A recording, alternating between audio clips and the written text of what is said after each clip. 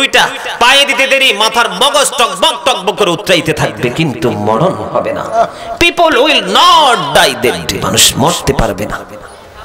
বন্ধু তোমরা জানো না বড় দুঃখের খবর, আল্লাহর হাবিব জানিয়ে দিয়েছে, হাদিস শরীফের মধ্যে এসেছে বন্ধু, পাপী কবরবাসী বলেছি কবরটা জাহান্নামের একটা গর্ত হবে রে।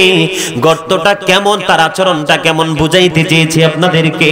ও বন্ধু, জাহান্নামীদের জন্য খাবার কোরআনে এসেছে খবর, হাদিসেও এসেছে, হাদিস শরীফের মধ্যে এসেছে তেনাতুল খাবাল, আর কোরআনের মধ্যে এসেছে বন্ধু জাক্ষম। রাসূলকে প্রশ্ন করা হলো, ওগো নবী, পাপীদের জন্য যে খাবারটা বলছেন তেনাতুল খাবাল এটা কি? নবী এবার জানিয়ে দিল, রে সাহাবীর দল, তোমরা জেনে রাখো, শুনে রাখো, এই যে তিনাতুল খাবাল এটা হলো আরেকটা জাহান্নামীর গায়ের ঘাম, এবং তাদের শরীরটা পুরে পচে লিকুইড হয়ে যাবে। এই তাদের বডির নিংড়ানো জিনিসগুলো, দুর্গন্ধযুক্ত জিনিসগুলো, জোরে বলেন না নাউজুবিল্লাহ। আর ওই যে বলেছি জাক্ষম কোরআনে এসেছে, এই মুহূর্তে যদি পাঠামারা গ্রামে এই মাঠের মধ্যে একটা ফোঁটা জাক্ষম পড়ে রে বন্ধু, গোটা পৃথিবীর মাটি বিষাক্ত হয়ে যাবে, কোনো বৃক্ষ জন্ম হবে না। বৃক্ষ জন্ম না হলে কোনো প্রাণীও পৃথিবীর বুকে বাঁচা সম্ভব হবে না। এই জাক্ষম বন্ধু কবরবাসীর জন্য বরাদ্দ করে রেখেছে, যারা পাপী কবরবাসী কবরে যাবে, জোরে বলেন না নাউজুবিল্লাহ। এই নারী পুরুষ বন্ধু যার যার মতো করে নামাজ পোশাক পরতেছে। আমার যুবক ভাইদেরকে বলবো, ম্যাক্সিমাম যুবক বন্ধু জিন্স প্যান্ট পরে এসেছো। বুখারী শরীফের হাদিস থেকে প্রমাণ, পুরুষের পোশাক থাকবে, মুসলমানের পুরুষ পোশাক থাকবে এদিক দিয়ে নাভির উপরে, ওই নিচে দিয়ে থাকবে বন্ধু টাকনোর উপরে, হোক এটা লুঙ্গি, হোক এটা পায়জামা, হোক এইটা প্যান্ট। এই যুগের ছেলেরা যে জিন্স প্যান্ট পরে, সামনের দিক দিয়ে লজ্জাস্থান দেখা যায়, পিছনের দিক দিয়ে লজ্জাস্থান দেখা যায়। আল্লাহর হাবিব বলেছে বন্ধু, সময় নাই বলতে পারবো না, এই পোশাক পরে নামাজ পড়লে নামাজও হবে না, জোরে বলেন না নাউজুবিল্লাহ। এই সমস্ত নারী পুরুষদের জন্য জাহান্নামের মধ্যে পাপী কবরবাসীদের জন্য বন্ধু পোশাক বরাদ্দ করে রাখা আছে। এই মুহূর্তে আসমান জমিনের মাঝখানে যদি ঝুলিয়ে দেওয়া হয়, তাহলে বন্ধু গোটা পৃথিবীর মানুষ এই পোশাকের দুর্গন্ধে ইন্তেকাল করবে, জোরে বলেন নাউজুবিল্লাহ। পাপী অপরাধী বন্ধু মানুষগুলো যখন পৃথিবী ছেড়ে চলে যাওয়ার সময় হবে, তখন বন্ধু আয় পাপী মানুষগুলোর জানটা কবজ করার জন্য আল্লাহর কুদরতি চট নিয়ে ফেরেশতারা পৃথিবীর বুকে আসবে, নাউজুবিল্লাহ বলেন। এটার অন্যতম কারণ হলো বন্ধু পাপী লোকের আত্মা যখন দেহ থেকে বের করা হবে, গোটা পৃথিবীর প্রাণীগুলো এক জায়গার মধ্যে রাখার পরে সবগুলো প্রাণী পচার পরে যে দুর্গন্ধ বের হবে, একটা পাপী লোকের আত্মাটা দেহ থেকে বের করার পরে এর চেয়ে বেশি দুর্গন্ধ বন্ধু বের হয়ে আসবে রে। এই জন্য ফেরেশতারা কুদরতি চট নিয়ে আসবে, তার আত্মাটা বের করতে দেরি, চট দিয়ে বন্ধু মুড়িয়ে ফেলবে, পেঁচিয়ে ফেলবে। যখন আসমানের দিকে রওনা দিবে বন্ধু, প্রথম আসমানের দরজা যখন খোলার জন্য ইশারা করবে রে, ইশারা করার পরে এই পাপী লোকের আত্মা দেখে বন্ধু তারা সাথে সাথে জান্নাতের ওই প্রথম আসমানের দরজা বন্ধ করে দিবে, আর ওখান থেকে ওই পাপী লোকের আত্মাকে নিক্ষেপ করা হবে, জোরে বলেন না নাউজুবিল্লাহ। আর একটু জোরে বলেন না নাউজুবিল্লাহ। অহংকার, আত্মগরিমা, পরনিন্দা সবকিছু ভুলে যেতে হবে, কারণ অহংকারীদেরও ভয়ঙ্কর অবস্থা হবে।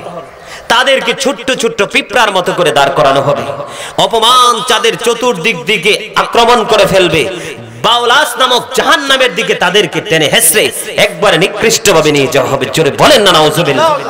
আরো জোরে। তাহলে কবরে যাওয়ার আগে আমাদেরকে কবরের প্রস্তুতি অবশ্যই নিতে হবে। আর যদি নিতে চান পরিপূর্ণভাবে, তাহলে আপনাদেরকে একটা কাজ যথাযথভাবে করতে হবে। আল্লাহ একবারে সঠিক রাস্তা দেখিয়ে দিয়েছেন, ইয়া আইয়ুহাল্লাযীনা আমানুত্তাকুল্লাহা ওয়াবতাগু ইলাইহিল ওসিলা ওয়া কুনু মা'আস সাদিকিন। এই সম্পর্কে আল্লাহ বলে দিয়েছেন সর্বশেষ কথা, বাঁচার জন্য আপনাদের রাস্তা দেখিয়ে দিচ্ছি। জীবনে যত আমল করেছেন, যত পাপ করেছেন, সবকিছু ভুলে গিয়ে আগামী দিন থেকে আপনারা নতুন জীবন গঠন করার চেষ্টা করবেন। এগুলো নিয়ে যাও, নতুন জীবন গঠন করার চেষ্টা করবেন। তার কারণ হলো, সম্মানিত উপস্থিতি, আল্লাহ রাব্বুল আলামিন কোরআনে বলেছে কি জানেন? আল্লাহ বলেছেন, join with my dear people, come to my paradise.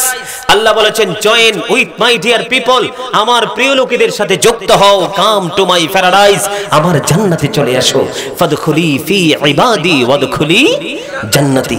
এখানে ক্ষান্ত নয়, আল্লাহর প্রিয় লোক যারা, তারা হলো হক্কানি আলেম এবং হক্কানি ওলিরা। কারা?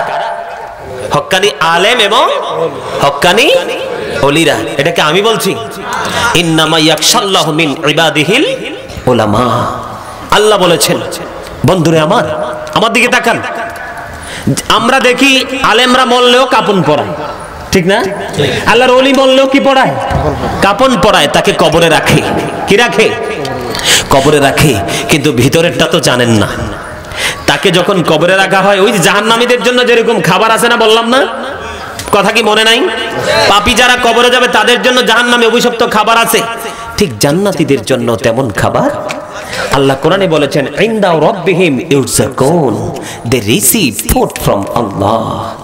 তারা আল্লাহর কাছে, আল্লাহ রাব্বুল আলামিন তাদের জন্য জান্নাত থেকে খাবার পাঠায়। বিহোল্ড, জেনে রাখো, verily the friends of Allah have nothing to fear or to regret. We are your protecting friends in the life of the world and in the hereafter. জোরে বলেন না সুবহানাল্লাহ।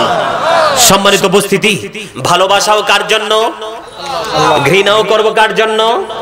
কাউকে ভালোবাসবো আল্লাহকে পাওয়ার জন্য, আবার কাউকে ঘৃণাও করব।